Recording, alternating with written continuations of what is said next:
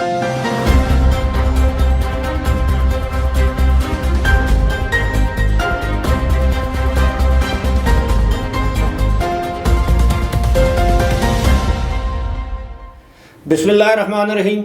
अस्सलाम वालेकुम। अबरार रशीद आपकी खिदमत में हाज़िर। सबसे पहले तो आपसे रिक्वेस्ट कि अगर अभी तक आपने चैनल को सब्सक्राइब नहीं किया तो इसे सब्सक्राइब कर लीजिए, जो बेल आइकन है उसको ज़रूर प्रेस कीजिएगा, लाइक का बटन भी दबा दीजिएगा, आपका शुक्रिया। वो एक मुहावरा है कि कान छिदवाने गए थे और कटवा के आ गए, तो इसी तरह का है कि शायद बहरहाल मामला ये है कि आज सुप्रीम कोर्ट में वो जस्टिस शौकत अज़ीज़ सिद्दीकी रिटायर्ड जो हैं, वो उनकी एक पिटीशन उसकी समाअत हो रही थी। जिस तरह पहले मैंने एक वीडियो में आपको बताया था कि अब साबिक़ DG ISI lieutenant general retired फैज़ हमीद अब कटहरे में आने वाले हैं, तो वही हुआ। आज उनको नोटिस जारी कर दिया गया, लेकिन उससे पहले आज जो समाअत हुई, जिन लोगों ने देखी नहीं उनके लिए, खैर एक तो बात यह है कि बहुत से लोग ये उनके लिए ये इम्पॉर्टेंट है कि जनरल फैज़ को अदालत ने तलब कर लिया है। उनके साथ ब्रिगेडियर भी हैं, साबिक़ इस्लामाबाद हाई कोर्ट के चीफ जस्टिस भी हैं और एक रजिस्ट्रार भी हैं। लेकिन असल मामला जो दौरान समाअत जो जस्टिस काजी फ़ायज़ ईसा के बड़े हार्ड हिटिंग रिमार्क्स थे। अब रिमार्क्स अक्सर जो है वो फ़ैसलों का हिस्सा नहीं बनते, लेकिन जो बात उन्होंने की है, मैंने पॉइंट्स नोट किए थे। जस्टिस काजी फ़ायज़ ईसा ने कहा कि जनाब आप हामिद ख़ान को ये कहा, बल्कि आप ये समझिए कि हामिद ख़ान जो कि ज़ाहिर है उनका ताल्लुक़ पाकिस्तान तहरीक इंसाफ से है, बहुत से मुकदमात में वो इमरान ख़ान की मुकदमात की पैरवी भी कर चुके हैं, उनको रिप्रेजेंट भी कर चुके हैं। जस्टिस रिटायर्ड शौकत सिद्दीकी को भी वो रिप्रेजेंट कर रहे हैं। तो उन्होंने कहा कि जनाब हम अपने आप को किसी के हाथों इस्तेमाल नहीं होने देंगे, और ये भी कहा कि संगीन इल्ज़ामात के संगीन नताइज होते हैं। और उन्होंने कहा कि जनाब एक मौके पर हामिद ख़ान ने इस्टेब्लिशमेंट का जिक्र किया। उन्होंने कहा इस्टेब्लिशमेंट क्या चीज़ होती है, सब लोग इस्टेब्लिशमेंट का नाम लेते हैं, आप आइनी अदालत में खड़े हैं, क्या आइन में इस्टेब्लिशमेंट का जिक्र है? जिक्र नहीं, आप नाम लें, कौन सा इदारा है।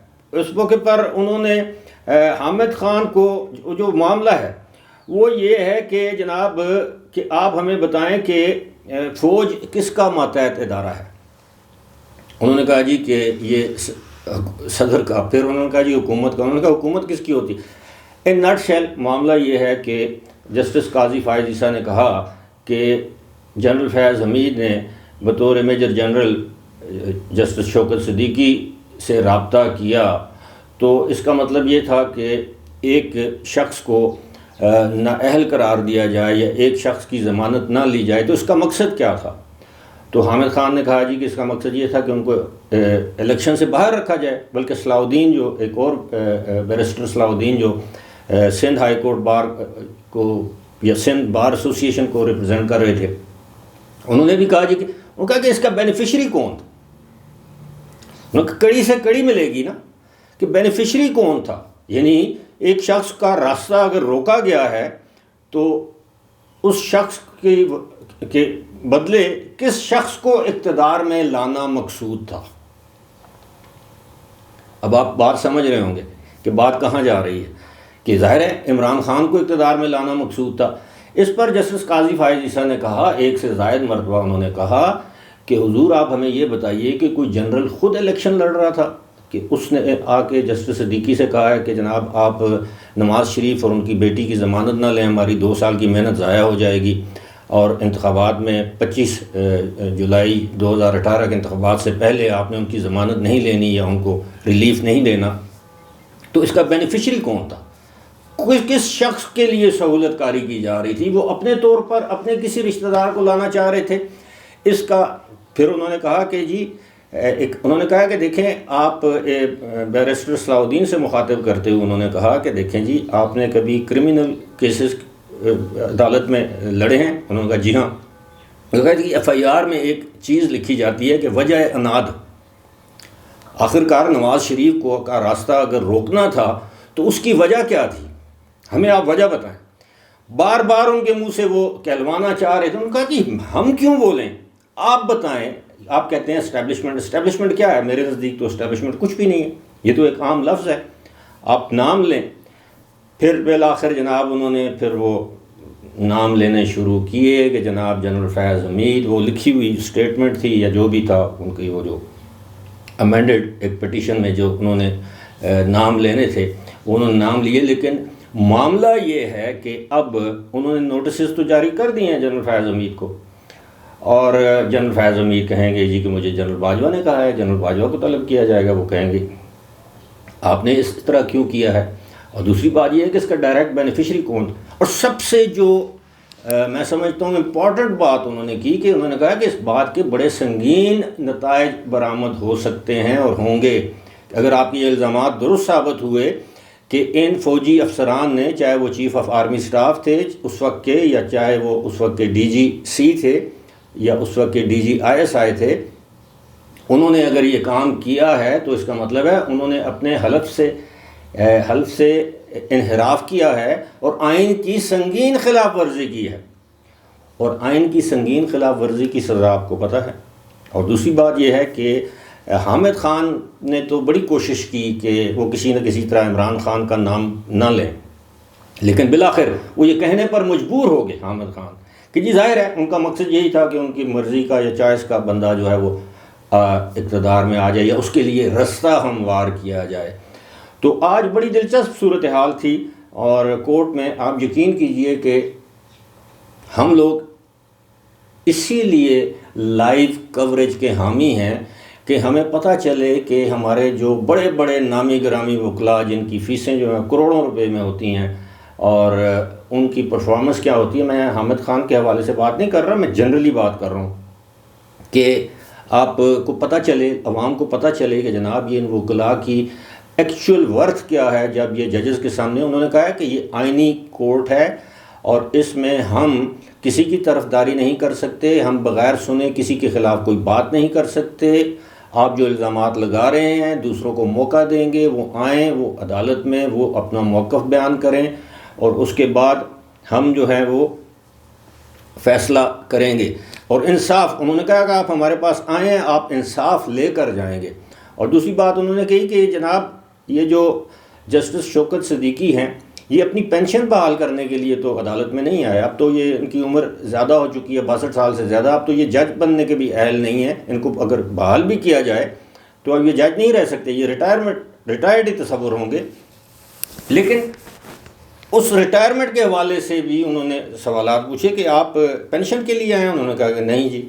تو انہوں نے کہا آپ لارجر اس کے لیے آئے ہیں تو جو کچھ 70 سال سے ہو رہے ہیں تو آپ سچ کیوں نہیں بول رہے. آپ یقین کیجئے بڑا افسوس ہوا, بار بار چیف جسٹس ان سے استفسار کرتے رہے, ان سے کہتے رہے کہ آپ سچ بولیں, آپ دائیں بائیں کی بات کر رہے ہیں, آپ کہتے ہیں یہ اسٹیبلشمنٹ نے یہ کیا, اسٹیبلشمنٹ میں کسی کا نام لیں, اب کون سا ادارہ ہے جو اس میں ملوث تھا. بالآخر انہوں نے کہا جی ISI.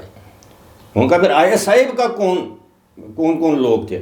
پھر بالآخر انہوں نے نوٹسز جاری کر دیے ہیں اور کہا کہ جنوری کے مہینے میں ہم ان کو بھی ٹائم دیں گے کہ وہ تیاری کر کے آئیں, اور جو ان پر الزامات ہیں اس کی کاپیز ان کو فراہم کی جائیں گی تاکہ ان کو پتہ چلے ان کے اوپر الزامات کیا ہیں. یعنی جنرل فیض حمید کو نوٹس جاری کیا گیا ہے, کوئی بریگیڈیئر عرفان رامے ہیں ان کو نوٹس جاری کیا گیا ہے, انور قاسی اس وقت کے چیف جسٹس اسلام آباد ہائی کورٹ ان کو نوٹس جاری کیا گیا ہے, اور ایک ارباب محمد عارف جو اس وقت کے شاید سپریم کورٹ کے رجسٹرار تھے, ان 4 افراد کو نوٹس جاری کیا گیا ہے. لیکن معاملہ وہی ہے کہ یہ بات نکلی ہے تو اب دور تلک جائے گی. کیونکہ دور تلک کیسے جائے گی کہ اس میں اب دودھ کا دودھ اور پانی کا پانی ہونے والا ہے.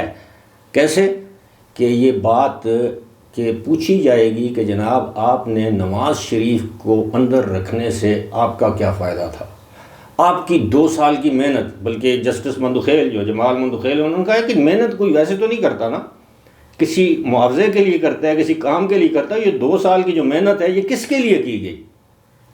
تو سب کو پتہ ہے کہ لاڈلے کے لیے کی گئی.